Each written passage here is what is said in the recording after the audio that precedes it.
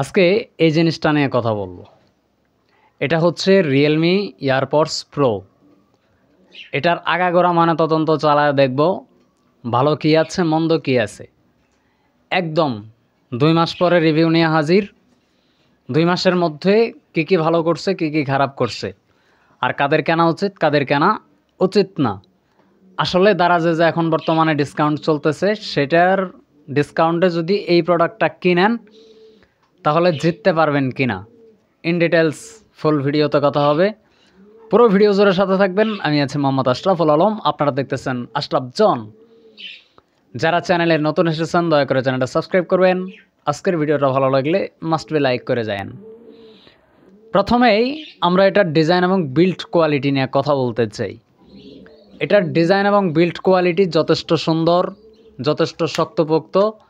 ওপরে যে ম্যাগনেটিক আকর্ষণটা আছে সেটাও মোটামুটি ভালো। এই পাশে রিয়েলমির ছোট্ট করে ব্র্যান্ডিং করা আছে, দেখা যায় না। তো এই পাশে একটা ইন্ডিকেটর লাইট আছে, এটা দ্বারা মূলত চার্জ আছে কিনা না আছে, আবার কেবল দিয়ে চার্জ দেওয়ার পরে চার্জ হচ্ছে কিনা হচ্ছে সেটা আসলে এদিকে ইশারা করে। এবার আমরা যদি এটার তলার দিকে তাকাই, তলার দিকে তাকাইলে দেখতে পারবো যে একটা লাইটেনিং কেবল দেওয়া আছে, লাইটেনিং পোর্ট। এটা দ্বারা মূলত এই কেসটাকে চার্জ করা হয়। এরপরে আমরা যদি ঢাকনাটা খুলে ফেলি, এই দুইটা জিনিস বেরিয়ে আসবে সহজেই, দুইটা ইয়ারবাডস। তবে বড় দুঃখজনক হইলেও সত্য যে এর মধ্যে আলাদা কোনো ইয়ারটিপস দেওয়া ছিল না। তবে এটার যে জিনিসটা ভালো লাগছে সেটা হচ্ছে কানের সাথে খুব ভালোভাবে অ্যাডজাস্ট হয়ে যায়। আপনারা যদি আমার দিকে এদিকে তাকায় দেখেন তাহলে বুঝতে পারবেন কানের সাথে খুব ভালোভাবে অ্যাডজাস্ট হয়। তবে মূল যে প্রবলেম সেটা হচ্ছে এটা মাঝে মাঝে আমি দেখছি যে এই পাশটা যখন কানের সাথে লাইগা যায় একদম, তখন এই পাশটাতে একটু মিসটাচ দেখা দেয়। ঠিক আছে, এটা আসলে কেন লাগে আমি বুঝতেছি না। এটা যদিও যথেষ্ট সাইডে, সবার কানে নাও লাগতে পারে, বাট আমার কানে লাইগা যায়। এবার সরাসরি আমরা এটার সাউন্ড কোয়ালিটি নিয়ে কথা বলতে চাই। এটার সাউন্ড কোয়ালিটি আমি যখন কিনেছিলাম তখন কততে জানি কিনছিলাম আমার মনেও নাই। আগের কোয়ালিটি আপনি যদি 5, 7, 8-এর মধ্যে রাখেন মোবাইলের ভলিউম, সেক্ষেত্রে হালকা একটু শোনা যায়। যদি 10%-এর মধ্যে রাখেন তাহলে এটা থেকে বেটার সাউন্ড পাওয়া যায়। যদি 10-এর নিচে নামেন সাউন্ড তাহলে ল্যাগ করতে থাকে, ল্যাগ বলতে শোনা যায় না ভালো করে। আর বেস কোয়ালিটির কথা যদি বলি, বেস কোয়ালিটি অ্যাভারেজ ছিল, এই দামের মধ্যে মোটামুটি মানা যায় আর কি।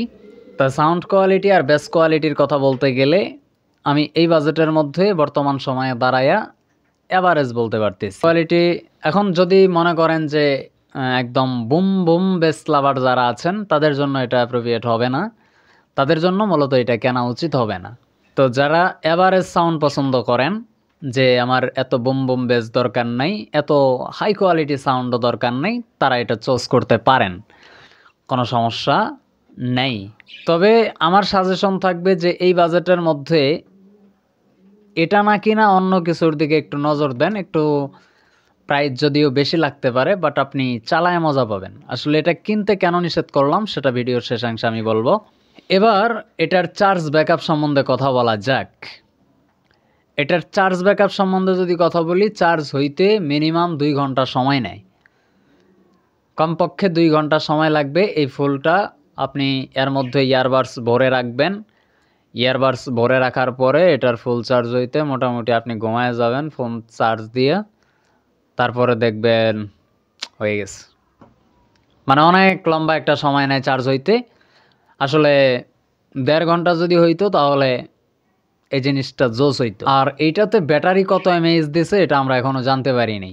অনেক ঘাটাঘাটি করা হয়েছে কিন্তু কোনো কান থেকেই কোনো তথ্য আমি খুঁজে পাইনি, যে কারণে ব্যাটারি আসলে কত এমএএইচের সেটা আমি বলতে পারতেছি না, দুঃখিত। তো 2 ঘন্টা চার্জ দিতে সময় লাগছে। আর ইয়ারবাডস থেকে ব্যাকআপ পাওয়া যায় মোটামুটি 2 থেকে 2.5 ঘন্টা। কমায়ে বললাম না, আসলেই 2 মাসের ইউজার এক্সপিরিয়েন্স শুরু থেকে যেমনটা দিচ্ছিল 2 মাস পরে এসেও এমনই আছে। তো মোটামুটি 2-2.5 ঘন্টা ব্যাকআপ পাওয়া গেছে। এবার কথা বলা যাক এটার কানেক্টিভিটি। এইটাতে ব্লুটুথ 5.1 দেওয়া হয়েছে। তো আসলে এই সময়ে দাঁড়ায়া 5.2 অথবা 5.3 দিলে ভালো হইতো।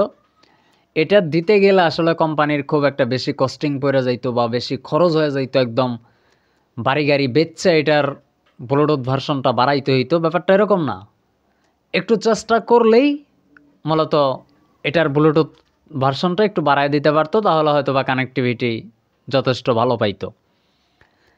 এই ডিভাইসে মাঝে মাঝে যে প্রবলেমটা হয় সেটা হচ্ছে আপনার যখন কানেকশন করতে যাবেন ফোনের সাথে, হঠাৎ করে দেখবেন আপনি তো ইতিমধ্যে আগে কানেক্ট করছিলেন, তাই না?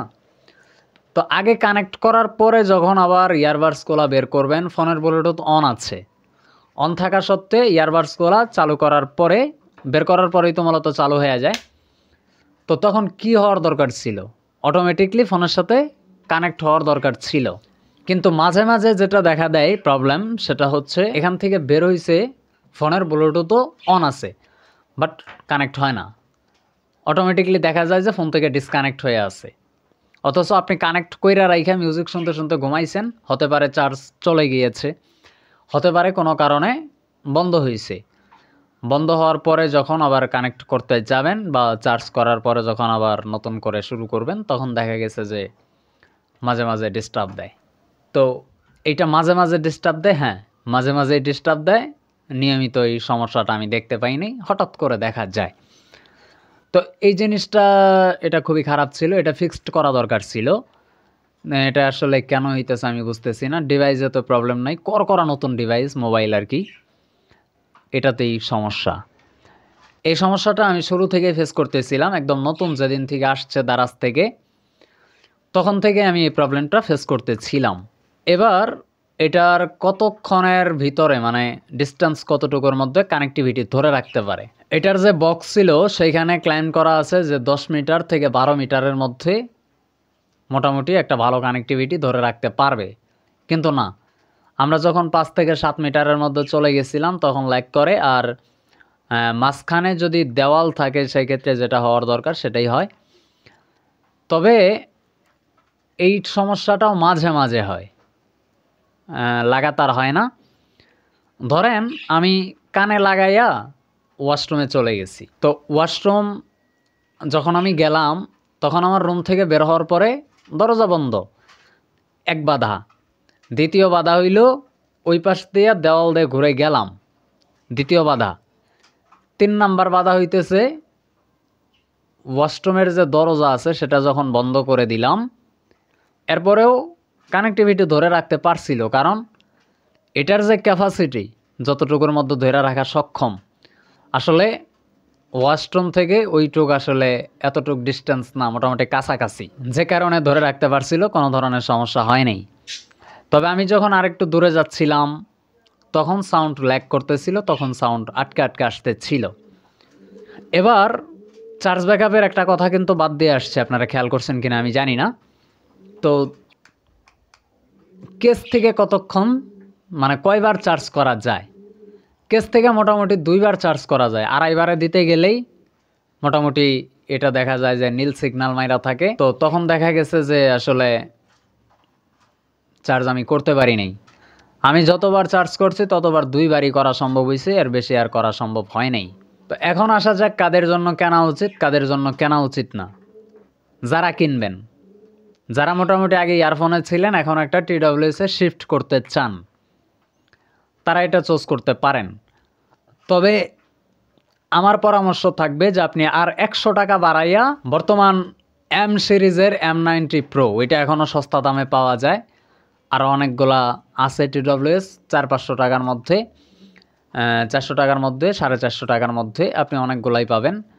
তো আশা করা যায় ওই দিকে গেলে মনে হয় ভালো হবে। তবে এটা চুজ করলে করতে পারেন, কারণ 2 মাসের মধ্যে অন্য কোনো ধরনের সমস্যা আমি ফেস করি নাই এটা থেকে। এরপরে যে বিষয়টা, যারা বুম বুম বেজ লাভার আছেন, যাদের একটু বেজ বেশি দরকার, যারা অধিকাংশ সময় ভিডিওগ্রাফি দেখতে থাকেন, কন্টেন্ট দেখতে থাকেন, ইয়ারফোন কানের ভিতরেই থাকে, আপনি গাড়িতে চলেন তারপরে ইয়ারফোন কানে লাগানো থাকে, আপনাকে আমি বলবো যে এটা আপনাকে স্যাটিসফাই করতে পারবে না, সন্তুষ্ট করতে পারবে না। কারণ চার্জ ব্যাকআপ কম, আপনি শোনেন বেশি, তো আপনার সাথে মিলবে না। তৃতীয়ত হইল যারা এভারেজ সাউন্ড পছন্দ করেন তাদের জন্য এটা কেনা ঠিক আছে। আর যারা বুম বুম বেজ লাভার তাদের জন্য এটা না। যাদের বেশি চার্জ ব্যাকআপ দরকার তাদের জন্য এটা না। যাদের হেভি সাউন্ড কোয়ালিটি দরকার, বেশি ক্রিস্টাল ক্লিয়ার দরকার, তাদের জন্য এটা না। আপনি অন্যটা দেখেন প্রজ্ঞা। তো এটার কি কি ভালো দিক আছে, কি কি খারাপ দিক আছে, কি কি ভালো দিক, কি কি খারাপ দিক, এইগুলা নিয়ে যদি কথা বলি, তো এইটার কেসটা যথেষ্ট প্রিমিয়ামই লাগছে। আপনার same to same AirPods pro second জেনারেশনের মতোই বিল্ড কোয়ালিটি, কোনো ধরনের পার্থক্য আমি দেখতে পাইনি। তো যথেষ্ট ভালো প্লাস্টিক বিল্ডের দেওয়া হয়েছে। এতদিন যেহেতু আমি অনেকবার করে খোলা নালা হয়েছে, কিন্তু ম্যাগনেটিক এটা এখনও অটল আছে, সচল আছে, ভালো আছে, এটা ভালো দিক। কেস ছাড়াই যেহেতু ব্যবহার করা হয়েছে, তারপরেও এটাতে তেমন একটা দাগ দোগালি পড়ে নাই, এটাও ভালো দিক ছিল। এটাতে একটা জিনিস ভালো করছে, সেটা হচ্ছে এটা লাইটেনিং কেবল দেওয়া আছে পোর্টস। এই লাইটেনিং পোর্ট থাকার কারণে যেটা হবে যে এটা অতি সহজে নষ্ট হয়ে যাবে না, এটাও এটার ভালো সাইড ছিল। এবার খারাপ সাইডগুলো নিয়ে কথা বলা যাক। ভিডিও লম্বা হয়ে গেছে, কিচ্ছু করার নেই। খারাপ সাইডগুলো নিয়ে কথা বললে, এই ইয়ারবাডসগুলার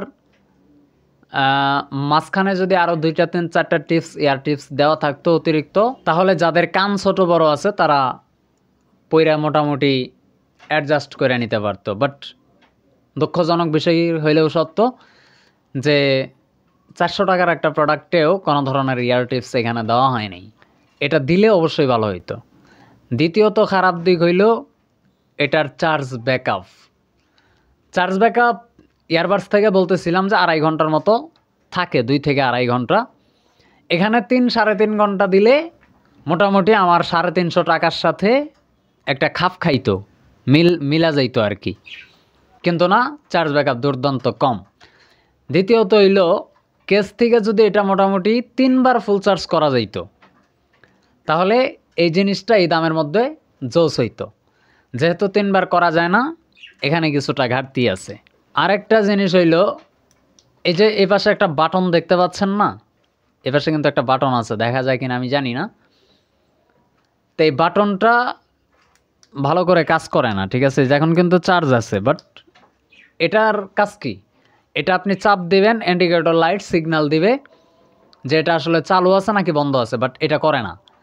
তো এটা তো আমি টাকা দিয়ে কিনছি, এটাকে আমার বাটনটাকে আমার টাকার বিনিময়ে দেয় নাই, তো বাটন নষ্ট কেন রে ভাই? এটা কেমন কত হইলো? তো এই ছিল ভালো দিক। খারাপ দিক আমার ইউজার এক্সপিরিয়েন্স, কোনো ধরনের স্পন্সরশিপ ভিডিও না, সরাসরি আমার ইউজার এক্সপিরিয়েন্সগুলোই আপনাদের মাঝে শেয়ার করার আমি চেষ্টা করছি, সত্য কথাগুলো বলে। এবার সিদ্ধান্ত আপনার, আপনি এটা নেবেন নাকি নেবেন না। আজকের ভিডিওটা কেমন লাগছে? যদি ভালো লেগে থাকে মাস্ট বি একটা লাইক দিবেন।